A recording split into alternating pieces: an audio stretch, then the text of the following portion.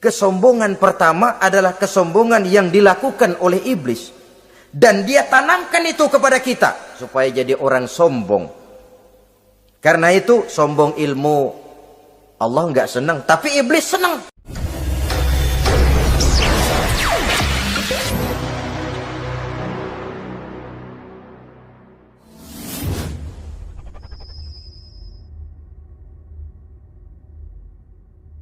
Musuh iblis ghaniyun mutawadhi', orang kaya yang rendah hati, orang kaya yang tidak sombong. Kaya apa saja, baik kaya oleh karena ilmu, orang yang kaya karena ilmu disebut orang alim. Baik kaya karena materi, orang kaya karena materi dinamakan hartawan. Baik kaya karena kedudukan, orang yang kaya karena kedudukan dinamakan pejabat. Dalam segala bentuknya sombong ini Allah tidak senang, tapi iblis senang. Kenapa? Karena sponsor sombong iblis. Kan yang pertama kali sombong iblis toh. Ketika disuruh sujud kepada Nabi Adam, dia nggak mau. Ini kesombongan pertama yang terjadi dalam sejarah. Ketika ditanya kenapa kau tidak mau sujud iblis? Ah, saya kan dibikin dari api, Adam dari tanah. I am the best.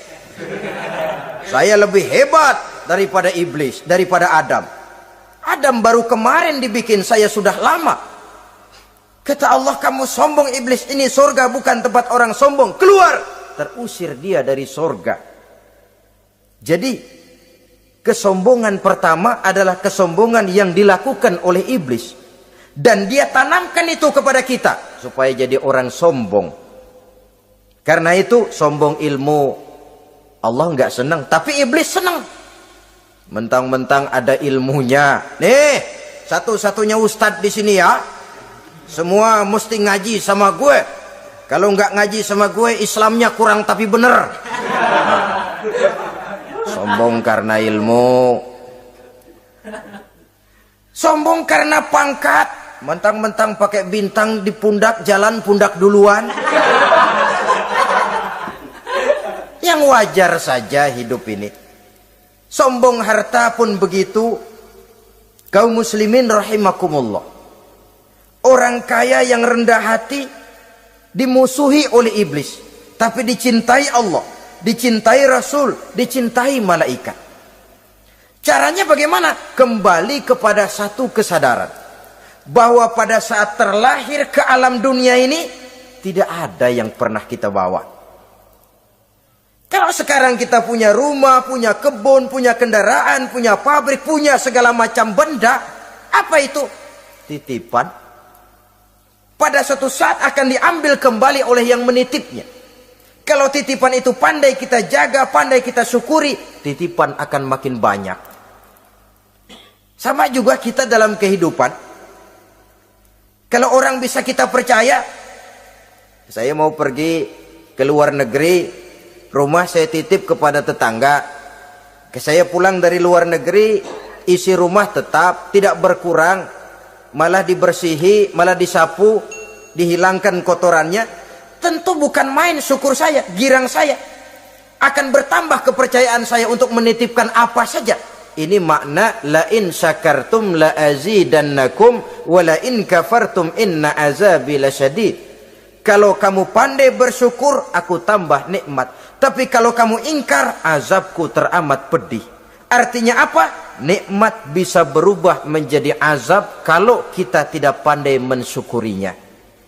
Ma'asyiral muslimin rahimakumullah. Orang yang kaya ilmu lalu rendah hati, tidak selalu ingin menonjolkan diri. Ini kadang-kadang yang tanggung ini yang bikin berabe. Alim bener enggak, geblek bener juga enggak. Yang sedikit-sedikit mau nonjolin diri. Kalau enggak jadi imam enggak mau ke masjid. Enggak jadi imam enggak mau ke musola. Pokoknya kalau enggak jadi imam marahan sama musola. Macam mana? Saudara-saudara kaum muslimin, rendah hati. Tidak selalu ingin menonjolkan, sebab orang yang selalu ingin menonjolkan dirinya biasanya orang yang kekurangan kepercayaan kepada kemampuan dirinya sendiri.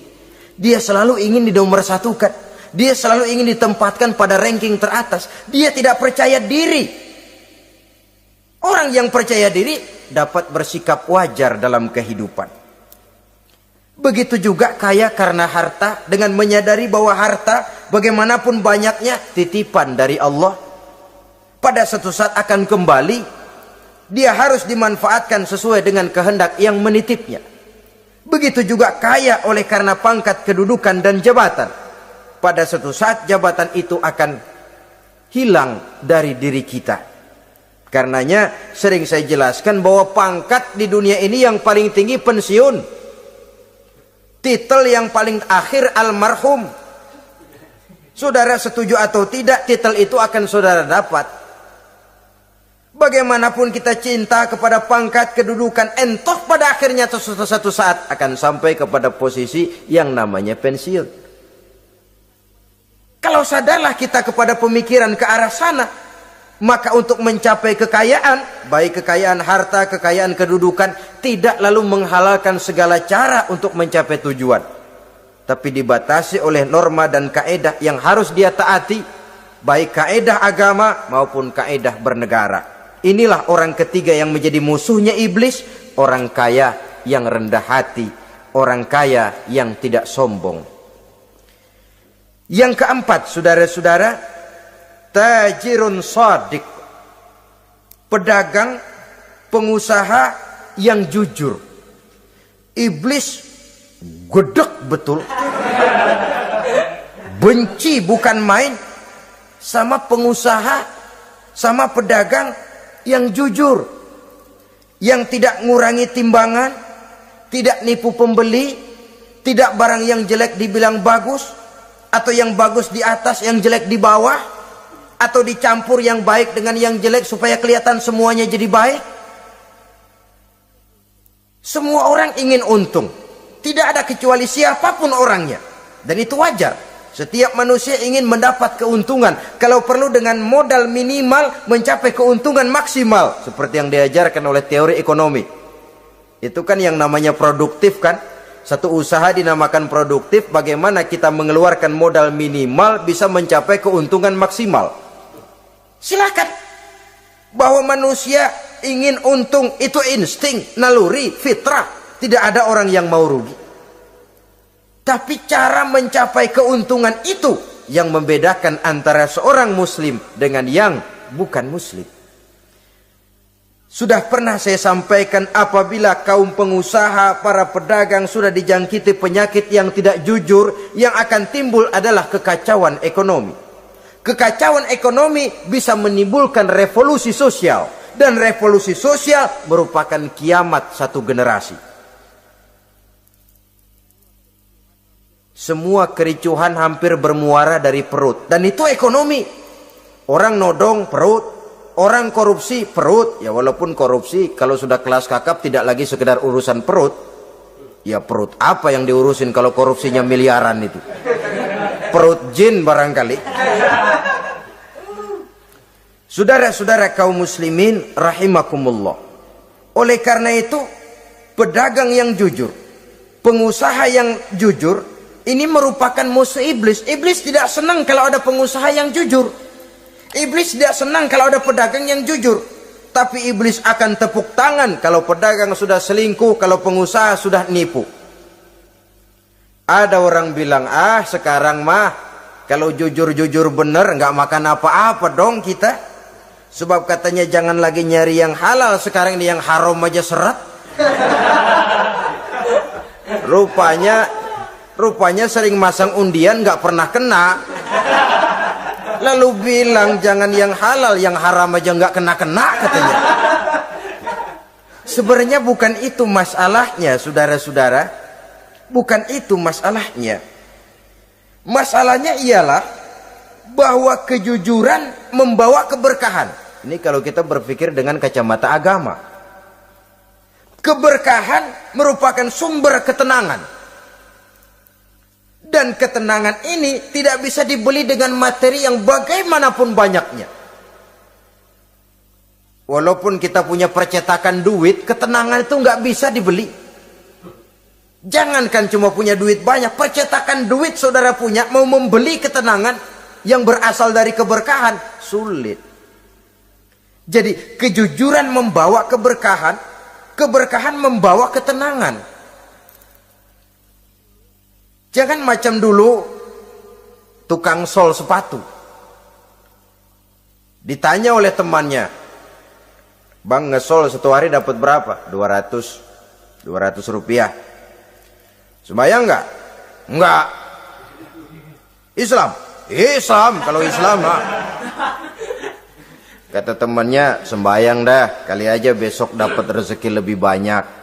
Yang benar, iya. Sebab kalau orang sholat itu Allah dekat, nanti rezekinya ditambah. Beneran? Bener. Subuh sembayang dia. Habis sembayang sarapan, berangkat ke tempat dia ngesol, mangkal. Dari pagi sampai jam 11 belum ada juga yang ngesol.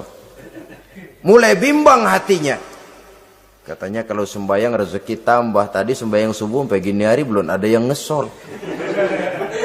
Cobaan kali, sabar. Datang sholat zuhur. Habis zuhur nunggu lagi, belum juga ada yang datang ngesol. Udah mau pulang hampir maghrib, baru datang satu orang, dan ini sendal jepit putus.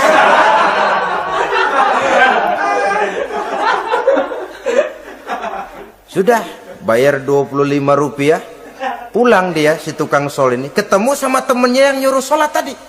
Ditanya, "Bagaimana penghasilan ini hari?" Apa dijawab? "Gua kapok deh sembahyang."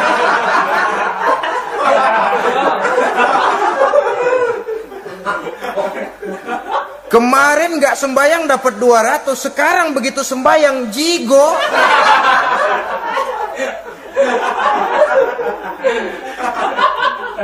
Dia tidak sadar bahwa dari kacamata agama, 25 rupiah yang membawa berkah jauh lebih baik ketimbang 200 uang panas. Dari kacamata agama, 25 rupiah yang membawa berkah lebih baik daripada 200 rupiah tapi panas. Sebab panas menjauhkan kita dari ketenangan. Itulah sebabnya, maka pedagang yang jujur, pengusaha yang jujur menjadi musuh setan dan beruntung. Sekarang jadi pengusaha jujur-jujur nggak dapat proyek, Pak. Kalau nggak bisa semur. Padahal agama sudah menjelaskan ar-rashi wal murtashi finnar. Orang yang nyogok dan orang yang disogok, dua-duanya neraka. Kenapa? Join termasuk ta'awanu 'alal ismi wal udwan. Bertolong-tolongan dalam berbuat dosa dan kesalahan. Kalau hadiah, lain hadiah. Kalau sedekah, lain sedekah. Tapi yang namanya semir, suap, ar-rashi wal murtashi finnar. Saudara-saudara kaum muslimin rahimakumullah. Jadi pedagang yang jujur, pengusaha yang jujur merupakan salah satu roda perekonomian. Kegoncangan ekonomi akan menimbulkan dampak sosial yang sangat luas dan kompleks. Yang pada giliran puncaknya, dampak paling negatifnya, dia sanggup menggerakkan terjadinya revolusi sosial. Bukankah sebagian besar gerak hidup manusia dimotivasi oleh keinginan untuk mempertahankan kelangsungan hidup? Dan kelangsungan hidup artinya mulut. Mulut itu artinya perut, dan itu artinya makan. Setelah itu mungkin baru pangan, baru sandang, baru dia berpikir pakaian dan sebagainya. Jadi karena dia merupakan penggerak roda ekonomi, pedagang yang jujur, pengusaha yang jujur mutlak diperlukan dalam kehidupan ini.